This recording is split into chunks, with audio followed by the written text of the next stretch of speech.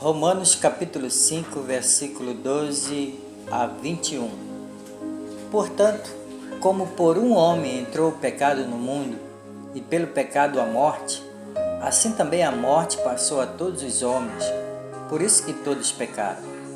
Porque até a lei estava o pecado no mundo, mas o pecado não é imputado, não havendo lei.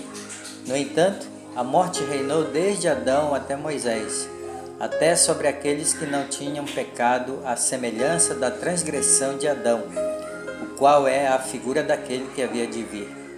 Mas não é assim o dom gratuito como a ofensa. Tema de hoje: a aliança de salvação que Deus fez com Adão e Eva. Sucumbindo à tentação de Satanás através da serpente, nossos primeiros pais, Adão e Eva, comeram do fruto do conhecimento do bem e do mal, e imediatamente o pecado, a maldição e a morte se abateram sobre eles. No momento em que o pecado entrou neles, seus espíritos morreram e, consequentemente, sua comunhão com Deus foi quebrada. Quando Deus chamou Adão, este não podia responder à voz de Deus, nem aproximar-se de Deus, por estar demasiadamente mergulhado em vergonha, para colocar-se diante dele. O muro de pecado bloqueava o caminho da comunicação de Adão com Deus. Nós, os filhos de Adão, tampouco poderíamos nos apresentar a Deus, nem reagir às suas mãos misericordiosas estendidas, devido ao muro dos nossos pecados. Mas Jesus Cristo veio a este mundo e, por meio da sua carne dilacerada e sangue derramado, derrubou o muro do pecado que nos impedia de chegar a Deus. O próprio Jesus Cristo tornou-se o caminho, a verdade e a vida. Por meio dele, o caminho abriu-se para nós entrarmos com ousadia no reino de Deus. Muitas vezes e de muitas formas, a Bíblia profetizou a vinda de Jesus Cristo, que seria crucificado em nosso lugar pelo nosso pecado. Vamos estudar a primeira promessa feita por Deus a Adão e Eva. A promessa de redenção a Eva. Visto Adão ter recebido diretamente de Deus a ordem de não comer o fruto da árvore, do conhecimento do bem e do mal, Satanás escolheu Eva, a quem Deus não havia dado a ordem diretamente, e a tentou.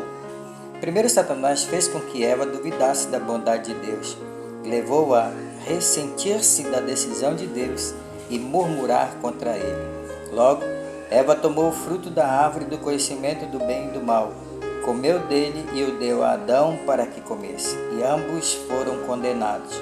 Então seus espíritos morreram, e a maldição que lhes foi imposta foi a de obterem alimento pelo suor do seu rosto e o dia morrerem eternamente. Para Eva foi acrescentado o sofrimento no parto. Mas nosso Deus é um Deus de amor. Sua justiça é temperada com amor e misericórdia. Deus apareceu a Adão e Eva e deu-lhes uma palavra de redenção. Disse ele à serpente: "E porei inimizade entre ti e a mulher, e entre a tua descendência e o seu descendente. Este te ferirá a cabeça, e tu lhe ferirás o calcanhar." Gênesis capítulo 3, versículo 15. Aqui, o descendente era Jesus Cristo, que destruiria a cabeça da serpente, Satanás. Porque Deus planejou que Jesus Cristo nascesse de uma mulher. Por que Deus planejou que Jesus Cristo nascesse de uma mulher?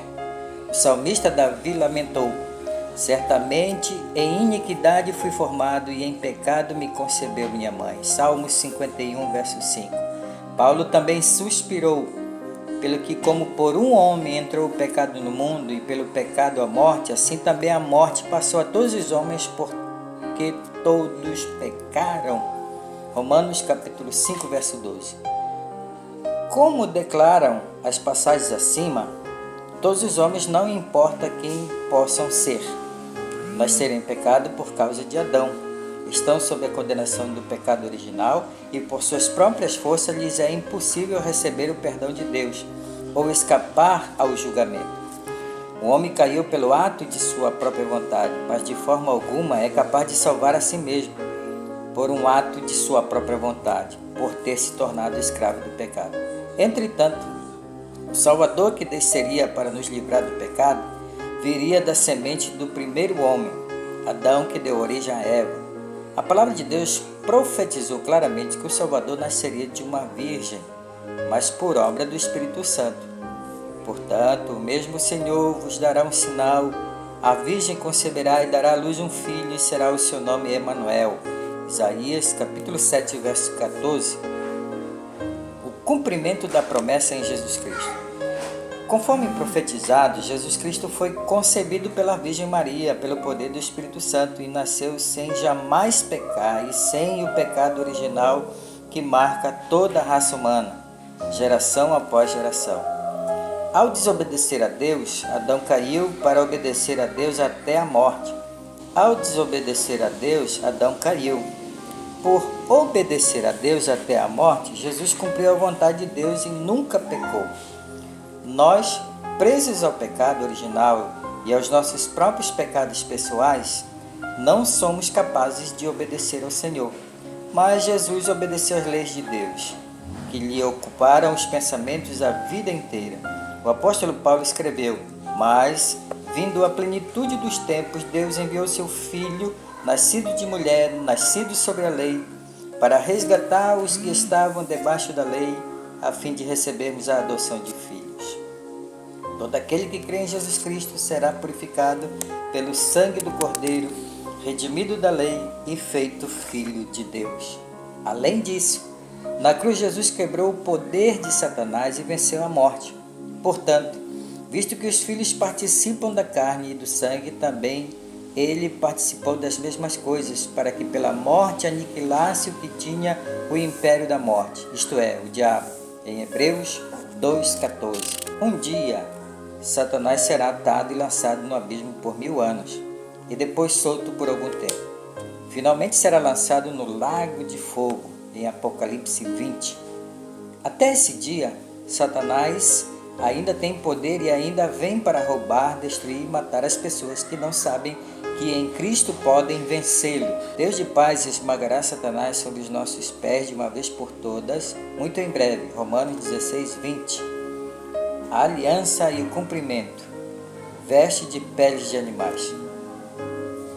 Depois que Adão e Eva comeram do fruto proibido, conscientizaram-se de sua nudez e ficaram envergonhados. Quando alguém se conscientiza de haver pecado pela tendência humana, tentará encobrir o pecado. Foi o que Adão e Eva começaram a fazer. Fizeram vestes para si, de folhas de figueiras, mas as folhas murcharam. Nosso próprio esforço para encobrir o pecado não permanece. Quando Deus foi falar com Adão e Eva, tomou animais inocentes, matou-os e com as peles confeccionou vestes para os dois. O derramamento de sangue para prover essa cobertura foi um prenúncio da vinda de Jesus, que derramaria seu próprio sangue a fim de prover uma cobertura eterna para todo pecado de uma vez por todas. Hoje, a única cobertura que pode remover completamente a vergonha e a culpa do homem é o sangue de Jesus Cristo. Nenhuma cobertura de ética ou virtudes morais humanas pode esconder nossa vergonha e temor resultantes do pecado. Hoje, todo o que quiser pode ser purificado e justificado somente pelo sangue de Jesus. Conforme Deus prometeu por meio de sua palavra, Jesus veio ao mundo há 2000 anos e 20 atrás. E quando sua propiciação foi completada, ele declarou: está consumado. João 19:30. O que ele consumou? Nossos espíritos mortos foram revividos. Ele nos livrou da maldição dos espinhos e abrolhos.